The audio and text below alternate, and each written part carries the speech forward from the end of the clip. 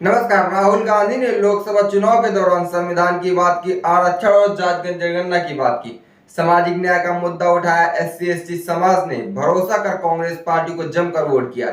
ICU में ventilator पर पड़ी कांग्रेस को जिंदा किया। कांग्रेस पार्टी को 10 साल बाद नेता प्रतिपक्ष की भूमिका मिली। एससी एसटी वोटों के कारण कांग्रेस पार्टी को खोया हुआ उसका सम्मान वापस प्राप्त हुआ, लेकिन बदले में कांग्रेस पार्टी एससी एसटी समाज को धोखा दे रही। कांग्रेस पार्टी और राहुल गांधी पूरी टीम एससी एसटी आरक्षण में वर्गीकरण के मुद्दे पर आखिर खामोश क्यों है?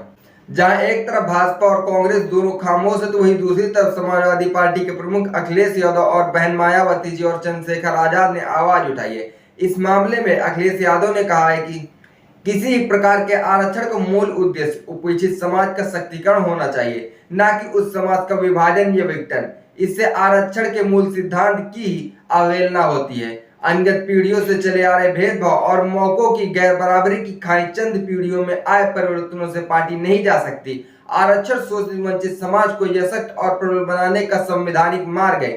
इसी से बदलाव आएगा। इसके प्रावधानों को बदलने की आवश्यकता नहीं है।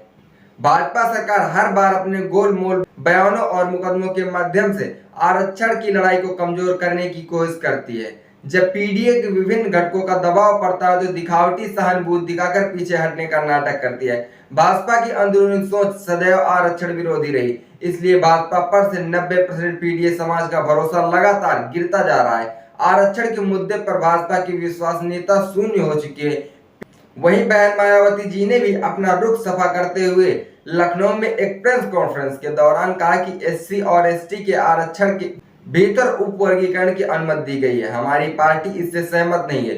गुरुवार को सुप्रीम कोर्ट ने एक ऐतिहासिक फैसला देते हुए कहा था कि राज्यों को सामाजिक गैर शैक्षणिक रूप से अधिक पिछड़ी जातियों को आरक्षण देने के लिए एससी एसटी के आरक्षण के भीतर उप वर्गीकरण करने का संवैधानिक अधिकार है। उन्होंने कहा कि एससी और एसटी के लोगों द्वारा अपने ऊपर किए गए अत्याचारों का सामना एक समूह के रूप में किया गया है और यह समूह समान है। इसमें किसी भी तरह का उप वर्गीकरण करना सही नहीं होगा। अगर आरक्षण खत्म कर दिया गया तो करोड़ों दलितों और आदिवासियों के लिए बहुत मुश्किल हो जाएगा। मायावती जी ने दावा किया कि अनुसूचित जाति और अनुसूचित जनजाति के केवल 10 या 11% लोग ही आर्थिक रूप से मजबूत है, बाकी 90% की हालत बहुत खराब है। अगर सुप्रीम कोर्ट के फैसले पर विचार किया गया तो ये 90% अनुसूचित जाति और अनुसूचित जनजाति के लोग पिछड़ जाएंगे।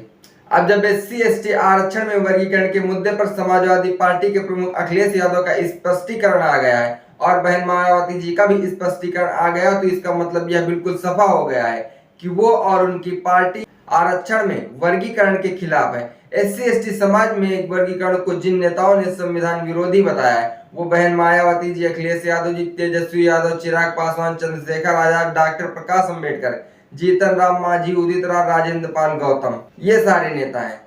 लेकिन अब राहुल गांधी साथ आए या ना आए, कांग्रेस पार्टी साथ दे या ना दे, कोई फर्क नहीं पड़ता, क्योंकि बहुजन समाज के नेता एकत्रित हो सके हैं। बहुजन समाज के नेताओं के एकत्रता को देखकर और जो आवाज उन्होंने मिलकर उठाई है, इस मामले में आपका क्या कहना है? इस बात का जवाब कमेंट बॉक्स में कमेंट करके जरूर दें। देखते रहिए हालचाल। जय हिंद।